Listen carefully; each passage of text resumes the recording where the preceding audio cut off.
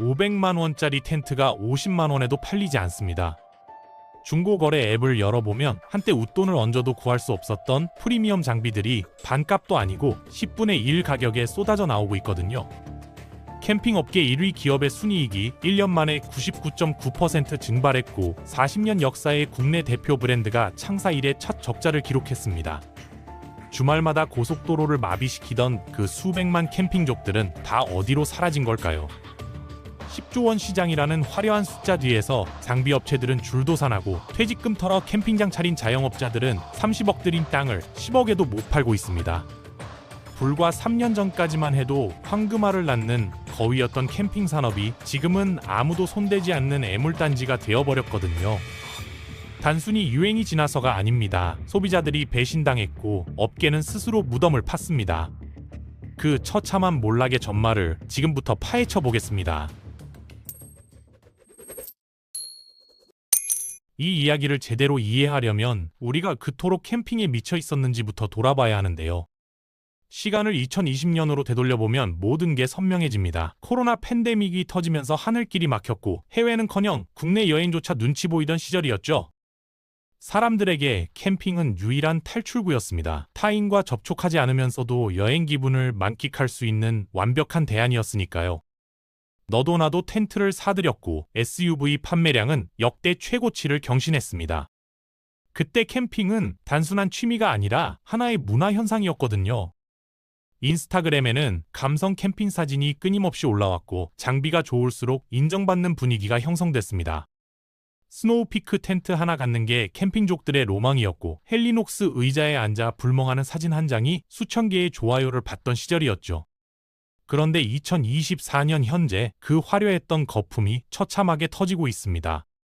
가장 먼저 비명을 지른 건 장비 업체들이었는데요. 캠핑계의 명품이라 불리던 스노우피크의 2023년 실적이 그 참상을 여실히 보여줍니다. 전년 대비 순이익이 99.9% 폭락했거든요. 숫자가 너무 극단적이라 오타인 줄 알았는데 진짜였습니다. 국내 시장 1위인 코베아도 2년 연속 적자를 기록했고 탄탄하다고 평가받던 헬리녹스마저 영업이익이 반토막 났습니다. 40년 역사의 기업들이 처음으로 적자를 내고 수백 개의 캠핑 용품점이 셔터를 내리고 있는 게 지금의 현실이죠.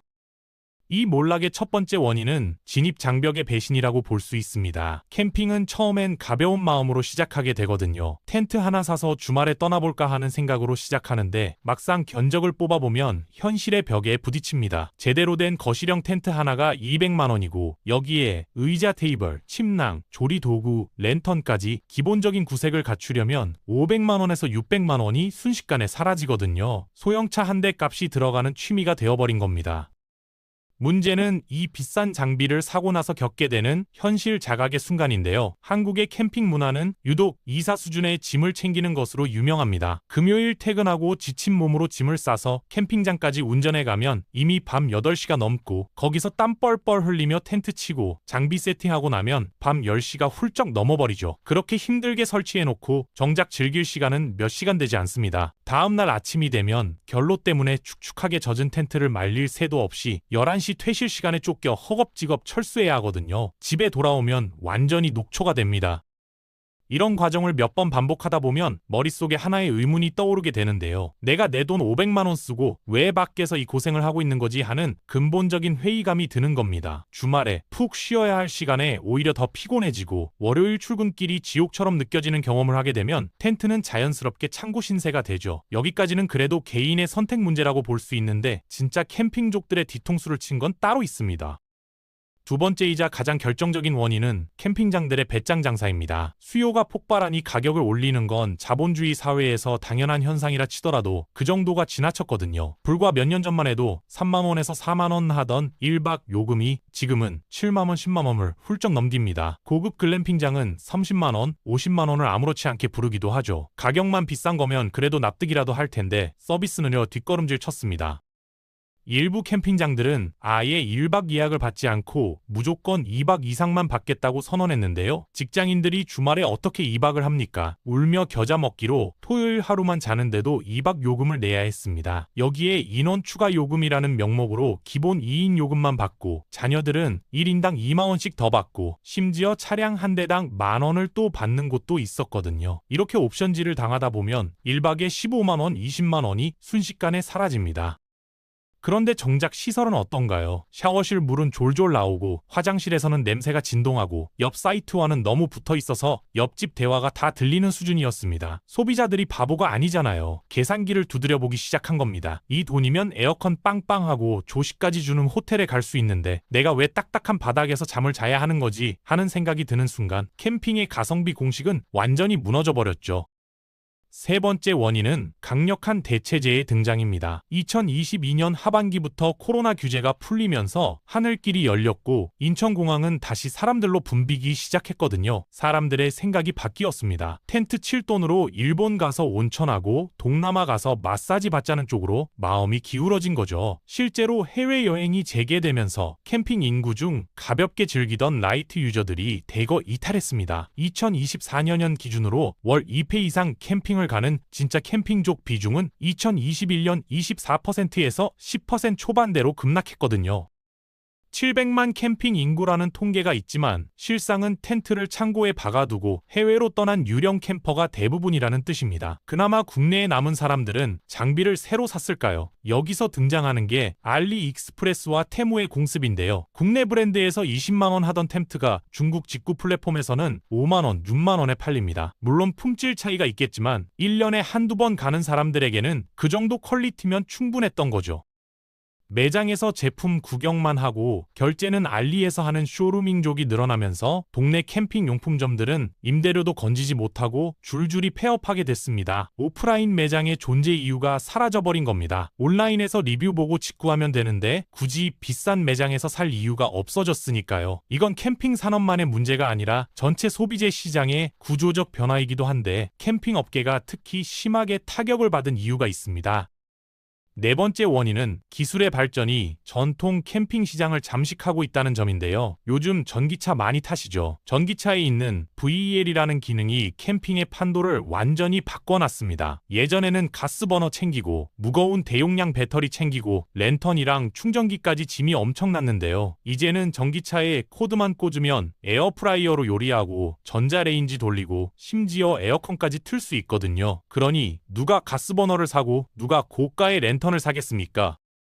기술의 발전이 전통적인 캠핑 장비 업체들의 설 자리를 없애버린 겁니다. 캠핑의 본질이 자연 속에서 불편함을 감수하며 낭만을 찾는 것이었는데 기술이 그 불편함을 해소해버리니까 장비의 필요성 자체가 사라져버린 거죠. 이건 아이러니하게도 캠핑을 더 편하게 만들어준 기술이 캠핑 산업을 죽이고 있는 상황입니다.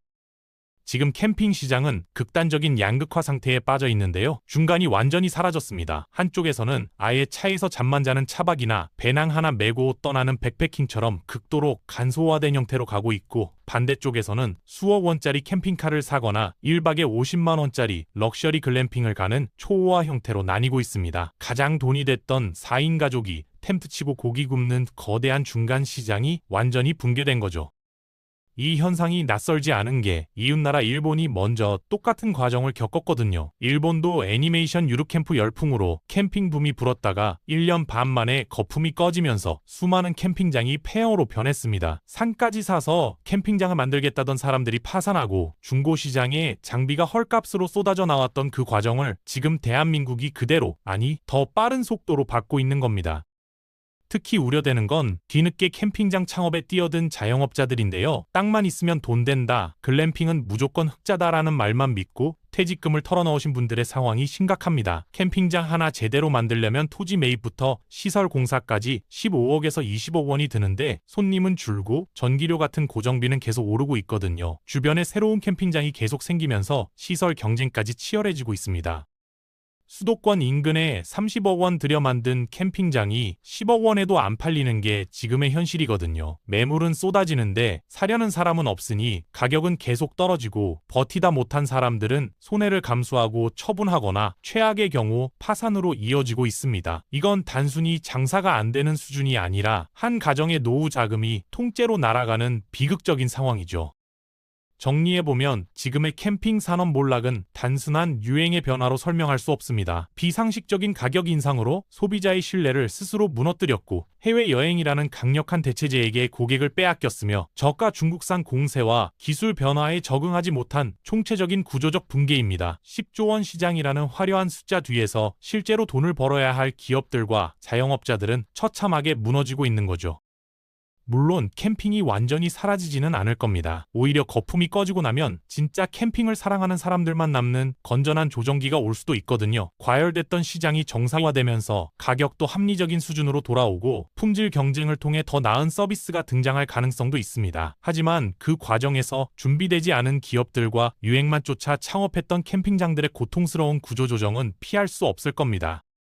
혹시 지금 창고에 몇 년째 꺼내지 않은 텐트가 먼지를 뒤집어 쓰고 있지는 않으신가요? 아니면 이번 주말 큰맘 먹고 비싼 캠핑장을 예약해 두셨을 수도 있겠죠. 불멍의 낭만 뒤에 숨겨진 차가운 경제의 현실을 마주하고 나면 그 타오르던 장작불이 조금은 다르게 보일지도 모르겠습니다. 뜨거웠던 캠핑 열풍이 남긴 재를 치우는 시간, 어쩌면 지금 우리가 그 한가운데 서 있는 건지도 모릅니다.